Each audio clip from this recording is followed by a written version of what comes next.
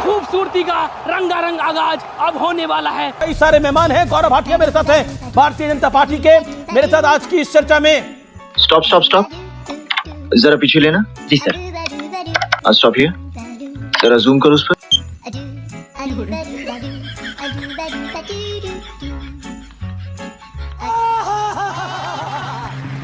वाह क्या सीन है। तो भैया देखा, कल बीजेपी के मशहूर प्रवक्ता गौरव भाटिया ने घटिया हरकत की, यानी ये बिना पैजामा पहने ही टीवी डिबेट में शामिल हो गए।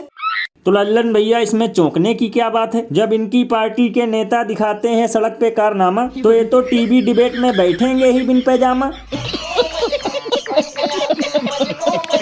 लल्लन भैया कभी कभी तो मुझे लगता है कि जॉनी सिंस तो फोकट में बदनाम है। असली अंग प्रदर्शन तो ये बीजेपी वाले करते हैं। मतलब कोई पार्टियों में अपने हाथों की ताकत आजमाता है, कोई कार्यालय में रंगरलिया मनाता है, तो कोई टीवी डिबेट में बिन पैजामे के बैठ जाता है। भैया इसीलिए तो लोग घनघोर बेइज्जती करते हुए ये कहते हैं कि जो पार्टी खड़ी रहती है बलात्कारियों के साथ, तो उसके नेता तो करेंगे ही हर दिन नंगा नाच। ये बड़ी अच्छी बात कही आप। वैसे भैया एक अंदर की बात बताऊं, मुझे तो लगता है कि वोट चोरी के खुलासे के बाद बीजेपी के नेताओं को लूज मोशन हो गया है, इसलिए इन्हें मजबूरी में ऐसे बैठना पड़ रहा है। ये बिल्कुल सही कहा आपने, लेकिन भैया ये भी हो सकता है कि अंधभक्तों की तरह इनके पास भी सिर्फ एक जोड़ी ही पैजामा हो। और अभी तो रुको, क्लाइमैक्स अभी बाकी है। निखिल कुशवाहा नाम है मेरा, निखिल कुशवाहा। मेरा दिव्या मेरा नाम है और मेरा एडमिट कार्ड लीजिएगा, बायोमेट्रिक भी नहीं की गई, हम लोग को भगा दिया गया, ये कहा कि आप लोग का एग्जाम नहीं होगा। देश संकट में है। तो भैया देखा, कल तो अमृतकाल में गजब कारनामा हो गया, यानी एसएससी का एग्जाम देने वाले बच्चों का एडमिट कार्ड लेकर उन्हें ये कहकर बाहर कर दिया गया कि सीट अवेलेबल नहीं है।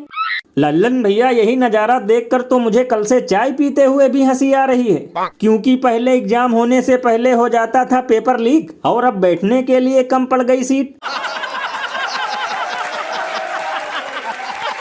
बताओ गजब विडंबना है। ये सब देखकर तो हम पे पाकिस्तान भी हंस रहा होगा, क्योंकि जहां गलियों में आवारा सांडों को बैठने के लिए जगह मिल जाती है, वहां छात्रों को एग्जाम में बैठने के लिए सीट नहीं मिल रही। अरे कम से कम उन स्कूलों की ही सीट एग्जाम सेंटर तक पहुंचा देते जहां आजकल ताला लटक रहा है।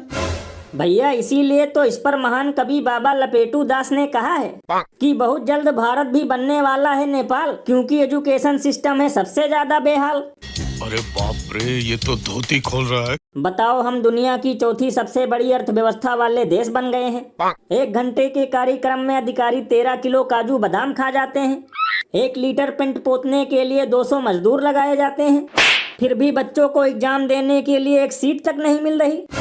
ये बिल्कुल सही कहा आपने। वैसे भैया मुझे तो लगता है कि ये भी विश्वगुरु का मास्टर स्ट्रोक है, क्योंकि जो बच्चे आज एग्जाम देंगे कल वो नौकरी भी मांगेंगे, इसीलिए ना होगा एग्जाम, ना रहेगा नौकरी का झाम।